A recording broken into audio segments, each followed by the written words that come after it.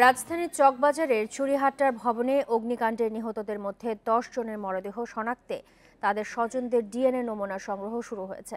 বিকেল 5টা পর্যন্ত ঢাকা মেডিকেলে নমুনা সংগ্রহ শুরু করবে সিআইডি। ডিএনএ টেস্টের পরই নিহতদের পরিচয় নিশ্চিত হয়ে মরদেহ হস্তান্তর করা হবে, সিআইডি জানিয়েছে। এর আগে বুধবার আগুনে নিহতদের মধ্যে 46 জনের মরদেহ শনাক্ত করা হয়। এর মধ্যে 45 মরদেহ স্বজনদের কাছে হস্তান্তর হয়েছে।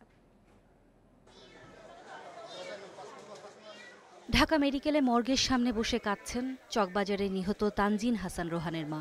ছেলেকে হারিয়ে মুখের ভাষা হারিয়ে ফেলেছেন বাবাও। সকাল থেকেই মর্গের সামনে আহাজারি করছেন হতাহতের স্বজনরা।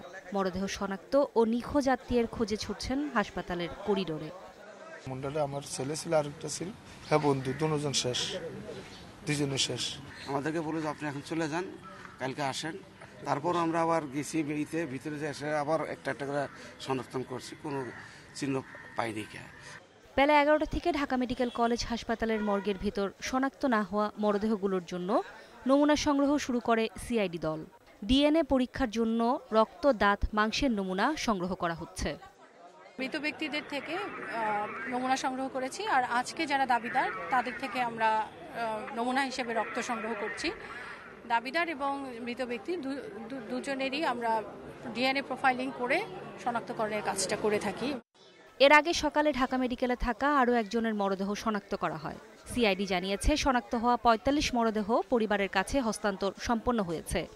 বাকি মরদেহগুলোর চেহারা এতটাই বিকৃত যে শনাক্ত করা যাচ্ছে না। তাদের শনাক্তের জন্য স্বজনদের ডিএনএ নমুনা সংগ্রহ করা হচ্ছে। রাজধানীর 5টি হাসপাতালে রয়েছে চকবাজারের আগুনে নিহতদের মরদেহ। এদিকে ঢাকা মেডিকেল কর্তৃপক্ষ জানিয়েছে আহতদের সর্বোচ্চ চিকিৎসা নিশ্চিত করা হয়েছে। নুরে জান্নাত, ইন্ডিপেন্ডেন্ট নিউজ।